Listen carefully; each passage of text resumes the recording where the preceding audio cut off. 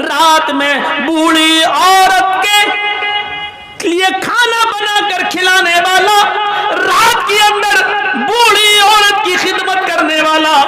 अमीरुल मोमिनीन, आए उमर, अगर तुम जहन्नम में चले गए तो फिर जन्नत में कौन जाएगा? रात की तारीकी में 4 साल से ये खिदमत करने वाला शख्स अगर जहन्नम में चला गया तो फिर जन्नत में कौन जाएगा? हजरत उमर फारूक दुआ मांगते मांगते पीछे देखते हैं, सामने तो फैलदौसी हैं, आसमान पर हाथ उठाए हुए नजरें आसमान पर जमाते और कहते हैं, अल्लाह 4 साल से जो नेकी मैं सिर्फ तेरे लिए कर रहा था, जो काम मैं तेरे लिए कर रहा था, तुझे राजी करने के लिए कर रहा था, आज उस राज को फाश कर दिया गया। आज मेरी बात दूसरे को मालूम हो गई, आज ये नेकी पता चल गई। और अल्लाह मैंने इसको नहीं बताया, इसने पीछा कर करके खुद पता कर लिया। अल्लाह मेरे इस नेक अमल को रिया नमूद में न लिख लेना, तकब्बुर में न लिख लेना, घमंड के अंदर मेरे इस नेकी को मत लिख लेना। मैंने नहीं दिखाया, मैंने नहीं बताया। ये कौन सी इंसानियत थी? यहां तो बस नमाज पढ़ के निकलते हैं, दाढ़ी पे हाथ फेरते हुए समझते हैं हमने बहुत बड़ा एहसान कर दिया अल्लाह के ऊपर। आए मगरिब, कहाँ नमाज पढ़ने गए थे, नमाज पढ़ने गए थे, नबी मस्जिद से निकले नमाज पढ़ के, ऐसा लगता जैसे अल्लाह के ऊपर कितना बड़ा एहसान करके आ रहा है यार। सिर्फ नमाज पढ़ लेने से मेरे भाइयों जन्नत नहीं मिल जाती है, आपको उसके लिए इंसानियत भी अपनाना पड़ेगी, अल्लाह के हुकूक भी अदा करना और बंदों के हुकूक भी अदा करना। हम बंदों के हुकूक क्या अदा करेंगे? क्या हमारे मियाँ बीवी के हुकूक, बच्चों के हुकूक हम अदा करते हैं? हम अपने घर में उनके हुकूक अदा नहीं करते। एक शख्स हजरत उमर फारूक के पास आया, अपनी बीवी की शिकायत करना थी उसको। तो हजरत उमर फारूक के बाहर वाले कमरे में वो बैठ गया, देखा कि अंदर से आवाज़ आ रही है, उसने कान लगाया तो क्या देख रहा है, क्या सुन रहा है? उमर फारूक की बीवी उमर को डांट रही हैं, हाँ तुम तो चले जाते हो, सुबह से शाम तक आते नहीं हो, पकने का पता नहीं है, खाने की फिक्र नहीं है, बच्चों की फिक्र नहीं है, तुम्हें क्या खलीफा बने बैठे हो। बहुत कुछ सुना डाली। हजरत उमर फारूक नीचे गर्दन डाल के सुन रहे हैं। तसव्वुर करो, उमर सुन रहे हैं, उमर सुनने वाले आदमी हैं, लेकिन बीवी की सुन रहे हैं। अब निकलते हैं बाहर तो क्या देखते हैं कि एक आदमी उनके घर से बाहर जा रहा है दरवाजे से, ये ज़रूरत के लिए आया था। हज़रत उमर ने उसको आवाज़ दी, इधर आओ, इधर किधर? वो आया, जी जी जी तुम हमारे पास आए थे जी, फिर जा क्यों रहे हो? कुछ ज़रूरत थी? कि हाँ ज़रूरत तो थी, आया तो काम से था, लेकिन वो काम आपके बस का नहीं है, मैं जा रहा हूँ। का क्या मतलब? का नहीं नहीं वो आप दूरी नहीं कर पाएंगे इसलिए मैं जा रहा हूँ। अरे काम बताया है नहीं तूने और कह रहा कि दूर नहीं कर पाएंगे? अरे काम तो बता पहले क्या है? कहने लगा, अमीरुल मोमिनीन मैं अपनी बीवी की शिकायत लेकर आया था कि मेरी बीवी हमें डांटती रहती है, फटकारती रहती है, हमारी सुनती नहीं है। आया था शिकायत लेकर, लेकिन यहाँ आने के बाद देखा कि आप तो खुद उस बीमारी में मुब्तला हैं, आपकी बीवी खुद आपको डांट रही है, तो आप मेरी क्या दूर करेंगे? आप अपनी नहीं कर पा रहे हैं। हज़रत उमर ने कहा बैठो, बैठ गए। कहा ये बताओ, शादी के बाद जो बच्चा पैदा होता है वो बच्चा किसका है? कहा बाप का। कहा बच्चे को दूध पिलाने की जिम्मेदारी किसकी है? कहा बाप की। कि अगर औरत दूध पिलाने का पैसा मांग ले शौहर से कि मैं आपके बच्चे को दूध पिलाऊंगी लेकिन आपसे इतना पैसा लगेगा, तो आपको देना पड़ेगा। कहाँ बच्चा किसका होता है? कि बाप का। पेशाब और पैखाना उस बच्चे का धोना किसकी जिम्मेदारी है? का बाप की।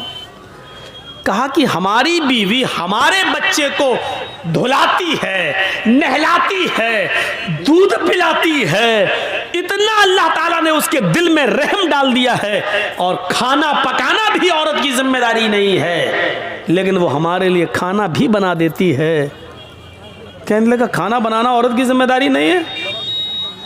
कहा नहीं, नान नफका मर्द के जिम्मे है। आपका निकाह हुआ होगा तो काजी साहब ने निकाह पढ़ाया होगा तो उसमें कहा होगा फलां फलां लड़की के साथ, फलां फलां की बेटी के साथ इतने इतने रुपए महर या ये महर के इवज अलावा नान नफका आपका निकाह किया जा रहा है। क्या आपने कबूल किया?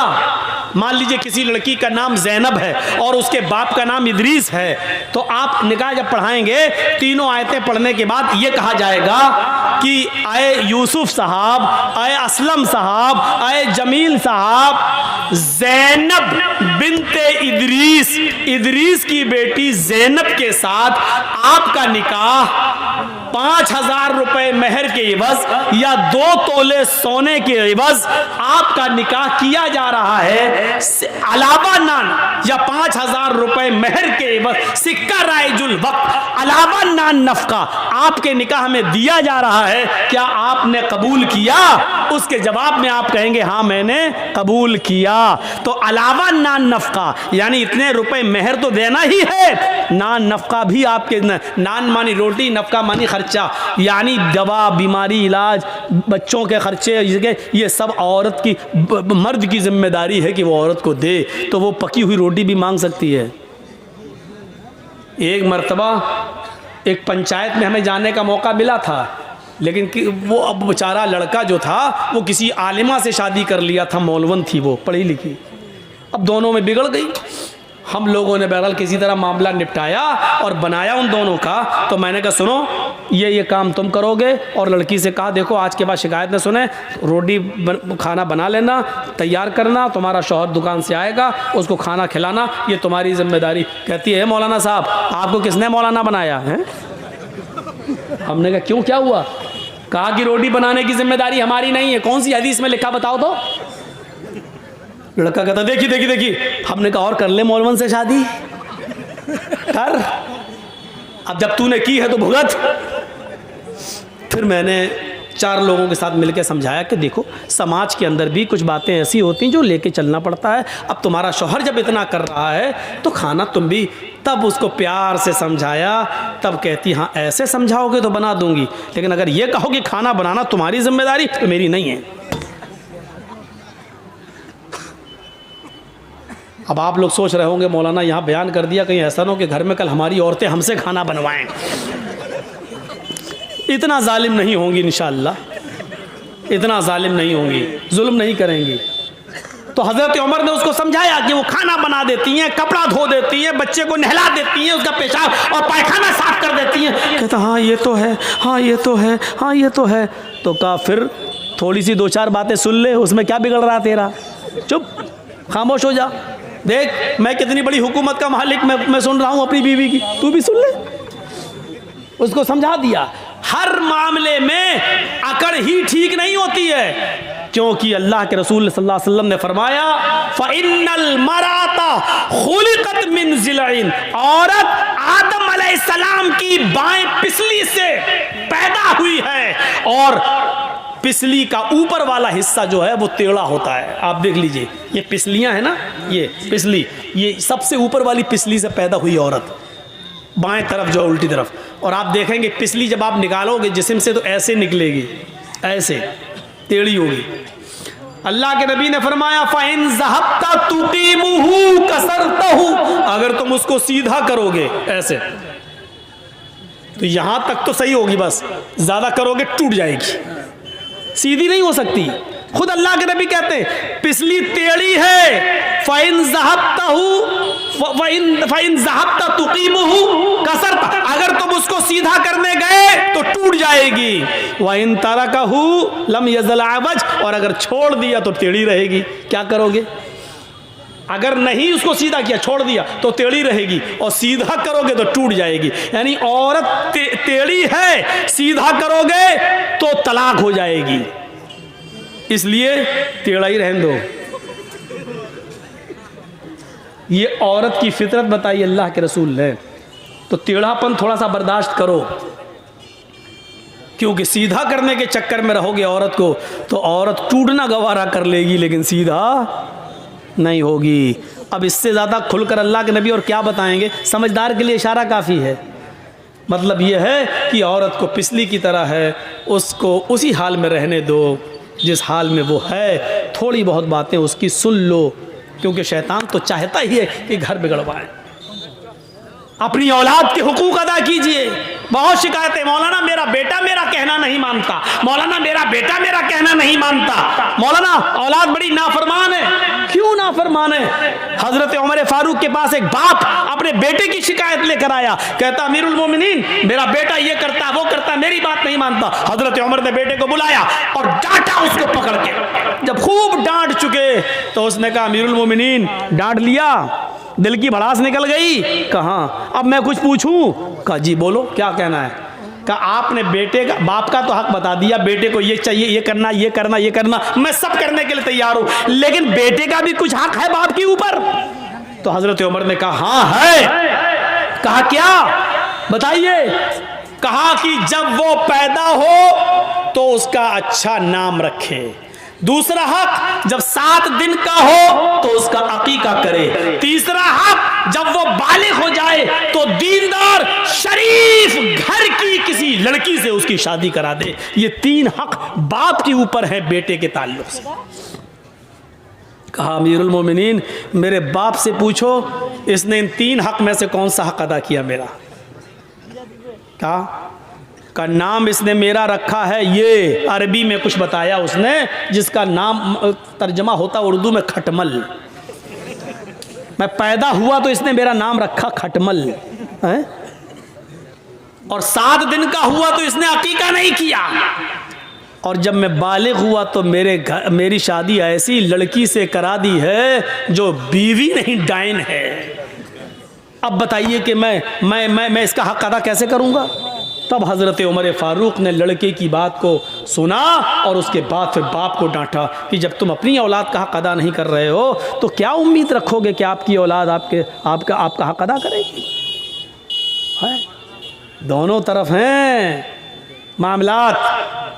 आप अपनी औलाद को रात के 12 बजे तक 1 बजे तक एंड्रॉयड मोबाइल दे दो और आपकी औलाद यूट्यूब पे लगी रहे, फेसबुक में लगी रहे, मैसेंजर पे लगी रहे और पूरी 2 GB पर उसको जब तक ख़त्म ना कर ले बिस्तर पे सोने ना जाए, तो आप अपनी इस औलाद से ये उम्मीद रखते हैं कि आपके मरने के बाद आपकी औलाद आपके लिए दुआ करेगी रब्बिग़फ़िरली व लिवालिदैया? क्या ये कहेगी कि अल्लाह मुझे बख्श दे और मेरे माँ बाप को बख्श दे? आप ये उम्मीद लगाते हैं? हजरत मरियम अलैहिस्सलाम जिस मस्जिद के जिस मेहराब में रहती थी, हजरत ज़करिया उनकी किफालत करते थे। पढ़िए सूरह मरियम कुरान में। उनके पास बेमौसम फल आ गया उस मेहराब के अंदर। आम का मौसम नहीं था, आम आ गया, लीची का मौसम नहीं था, कोई फल आ गया जिसका मौसम नहीं था। जब ज़करिया ने बेमौसम फल देखा, मरियम के पास मस्जिद के मेहराब में जब बेमौसम फल देखा तो पूछा अन्ना लके हाजा, आए मरियम ये फल कहाँ से आया? इस फल का तो मौसम नहीं है लेकिन ये फल कहाँ से आ गया? यानी हजरत मरियम की किफालत करने वाले ज़करिया अलैहिस्सलाम अपनी जिसकी परवरिश कर रहे हैं मरियम से सवाल कर रहे हैं कि ये बेमौसम फल कहाँ से आ गया। गौर करें, ये एक बाप की जिम्मेदारी है कि ये बाप अपनी बेटी से पूछे कि बेटी ये तेरे पास मोबाइल कहाँ से आया है? तू घर से 4 कॉपी लेकर स्कूल गई थी, ये 5वीं कॉपी तेरे पास कहाँ से आ गई? मेरी बेटी तेरे मोबाइल में खाला का नंबर था, चची का नंबर था, फूफी का नंबर था और अम्मी का नंबर था, ये 5वां नंबर तेरे पास कहाँ से आ गया? मेरी बेटी तेरे मोबाइल में 10 रुपए का बैलेंस था, तुझे अपने माँ बाप को मिस बैल मारने के लिए 10 रुपए दिए थे ताकि कोई जरूरत पड़े तो मिस बैल मारना, हम तुझे कॉल कर लेंगे। ये तेरे मोबाइल में व्हाट्सएप चलाने के लिए नेट पैक कैसे आ गया? ये 1 GB 1.5 GB तुझे जो नेट पैक मिल रहा है ये कहाँ से आ गया? ये जिम्मेदारी किसकी है? हजरत ज़करिया मरियम से पूछ रहे हैं। कौन मरियम? कौन मरियम जिनके पेट से ईसा पैदा हुए? कौन मरियम जिनको बगैर शौहर के अल्लाह ने बेटा अता किया? कौन मरियम जिनकी पाक दामनी का ऐलान अल्लाह अल्लाह ताला ने किया है, जिनको पाक और साफ सुथरा होने का ऐलान अल्लाह ने किया है कि मरियम को किसी मर्द ने छुआ नहीं, लेकिन हमने फिर भी उनको एक बेटा दिया है। गौर करो, जिनकी पाक दामनी का ऐलान अल्लाह कर रहा है, हजरत जकरिया उस पाक दामन लड़की से भी पूछ रहे हैं, ये तेरे पास फल कहां से आ गया है? मेरी बेटी बता, मेरी सरपरस्ती में पलने वाली बता, मेरी किफालत में पलने वाली बता। ये बताना होगा, ये बेमौसम फल तेरे पास कहां से आया? मैंने दिया नहीं, तेरा कोई भाई है नहीं, फिर तेरे पास ये फल कहां से आ गया? अल्लाह की नेक बंदी थी, अल्लाह वाली थी, इसलिए जवाब देती है, क़ालत हुआ मिन इंदिल्लाह।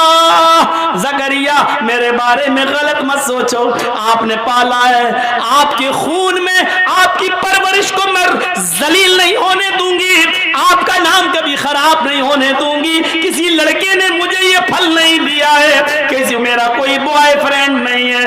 क़ालत हुआ मिन इंदिल्लाह, ये फल तो अल्लाह की तरफ से आया है, फरिश्ता दे गया है, ये दुनिया का नहीं जन्नत का फल है, ये मेरी इबादतों के बदले में अल्लाह रब्बुल आलमीन ने जन्नत से भेजा है, इसमें किसी लड़के का कोई दखल नहीं है। जब मरियम से क्लास ली जा सकती है तो हम अपने बेटे और बेटियों की क्लास क्यों नहीं ले सकते? हम अपनी बच्चियों से क्यों नहीं पूछ सकते? हम उनसे सवाल जवाब क्यों नहीं कर सकते? हम उनसे क्यों नहीं पूछ सकते कि बेटी ये रात में 12 बजे तक क्यों जागती हो, मोबाइल क्यों चलाती हो, मोबाइल पर क्यों रहती हो? ये एक बाप की जिम्मेदारी है कि वो अपनी बेटी से पूछे, अपनी बच्ची से पूछे। चलिए, लगभग खत्म ही था।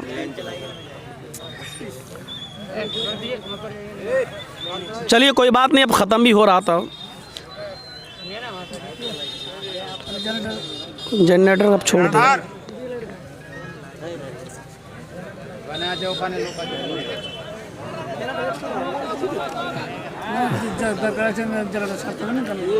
अरे बैठिए ना आप लोग थोड़ा सा और, बस बस हो गया, थोड़ा सा बैठ जाए। ये क्या माइक बंद कर दिया? बस थोड़ा सा और, मैं समझ रहा हूँ ना, सर्दी बहुत ज़्यादा है, ठंड भी है, अब कोहरा भी गिर रहा है, तो ये एक बाप की जिम्मेदारी है कि वो अपनी बेटी से पूछे। हम कहाँ पूछते हैं? कभी आपने पूछा ये जलसे में मेले लगते हैं और मेलों में जो शॉपिंगें होती हैं और लड़कियाँ घूमती हैं, क्या क्या होता है? जलसा तो जब मौलाना जर्जी साहब स्टेज पे आ जाते हैं तब ना जलसा होता है। घुस घुस के लोग आ जाते, बैठ जाते, पूरा मजमा भर जाता, कहना पड़ता हट जाओ, बैठ जाओ, ये करो। उससे पहले तो कुछ नहीं कहना पड़ता है। कितने लोग टहलते हैं। और कल के मैंने एक जलसे में देखा है, अररिया के जलसे में, कितनी लड़की, और जिस दुकान पे लड़की वहीं लड़के। ऐसा लग रहा था जैसे एक कुतिया के पीछे 10-10 कुत्ते लगे हों। ये सूरत हाल हमने देखी। जलसे में हमको ला रहे हैं लोग कमरे से, जलसे गाह तक आने तक देख रहा हूँ, जहाँ लड़की जा रही है और पीछे 4-4, 5-5 लड़के उसके पीछे लग रहे हैं। ये मिसाल हमें देना पड़ रही है। मौलाना साहब, ये कुतिया कुत्ते वाली मिसाल क्यों दे दी आपने? कुरान ने भी कभी कभी मिसालें दी हैं। उलाइका कल अनआम बल हुम अज़ल, ये चौपायों की तरह हैं बल्कि उससे भी ज़्यादा गए गुजरे। अल्लाह ने भी कहा है चौपाए हैं उससे भी ज़्यादा गए गुजरे। चौपायों में सूअर भी आता है, कुत्ता भी आता है। अब सूअर पे बवाल होगा, मौलाना साहब ने सूअर क्यों कह दिया? हमारे उत्तर प्रदेश में कुछ कठमुल्ला पैदा हो गए हैं, कहते हैं जिसने अपने मुंह से सूअर कह दिया उसकी एक 40 दिन तक जबान गंदी रहती है। नहीं, कैसे कैसे फतवे वो दे रहे हैं। अब सूअर को सूअर नहीं कहोगे तो क्या PIG साहब कहोगे? कुत्ते को कुत्ता नहीं कहोगे क्या तो DOG साहब कहोगे? क्या कहा जाएगा? अरे सूअर है तो है, कुत्ता है तो है। उर्दू में यही कहा जाता है। अरबी में कल्ब कहेंगे और खिंजीर कहेंगे, इंग्लिश में डॉग कहेंगे और पिग कहेंगे, लेकिन हम तो उर्दू में आपके सामने बोल रहे हैं इसलिए सूअर ही कहेंगे। ऐसा लगता है हालात ऐसे बना दिए गए हैं मेरे भाइयों। मोबाइल दे देकर। जलसों में भी आते हैं तो लड़के बात करते हैं, आज आओगी जलसे में? हाँ हाँ आएंगे, आज तो मेरे पापा भेज देंगे क्योंकि जलसा है ना, जलसा।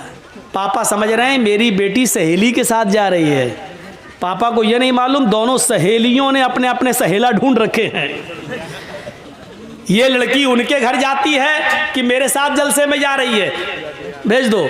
उसके पापा समझ रहे हैं सहेली के साथ जा रही है, फिर ये उसके घर जाती है, उसके पापा भी समझ रहे हैं सहेली के साथ। यहाँ दोनों सहेली अलग अलग हुई, दोनों अपने अपने सहेला को पकड़ लिया। तू मेरी मत कहना, हम तेरी नहीं। इस स्कूल में जो पढ़ रही हो ना, ये पुराने हो चुके हैं, ये गेम खत्म हो चुका है। नागपुर के अंदर आरएसएस के ऑफिस में बैठकर यह प्लानिंग हो चुकी है कि स्कूलों में और कॉलेजों में मुसलमान लड़कियों को ज्यादा से ज्यादा एडमिशन दिलाओ और ज्यादा से ज्यादा हिंदू लड़कों से कहा जाए कि वो मुसलमान लड़कियों से प्यार करें और उनको अपने चंगुल में फंसाएं, कोर्ट मैरिज करें, शादी करें और उनसे 2-3 हिंदू बच्चे पैदा करके उनको छोड़ दें, हटा दें, धक्के दे दें और उन लड़कियों को उनके माँ बाप के पास भेज दें। ये प्लानिंग हो चुकी है हमारी बेटियों के साथ, मुसलमान लड़कियों के साथ ये प्लानिंग आरएसएस संगठन कर चुका है। हम अभी भी आंखें नहीं खोल रहे हैं। जाओ बेटी कॉलेज में, जाओ बेटी पढ़ो। आप भेज रहे हैं तो भाई के साथ भेजिए, ले जाने वाला भी हो, लाने वाला भी हो, स्कूल के गेट तक पहुंचाता हो और स्कूल के गेट से लेके वापस भी आता हो।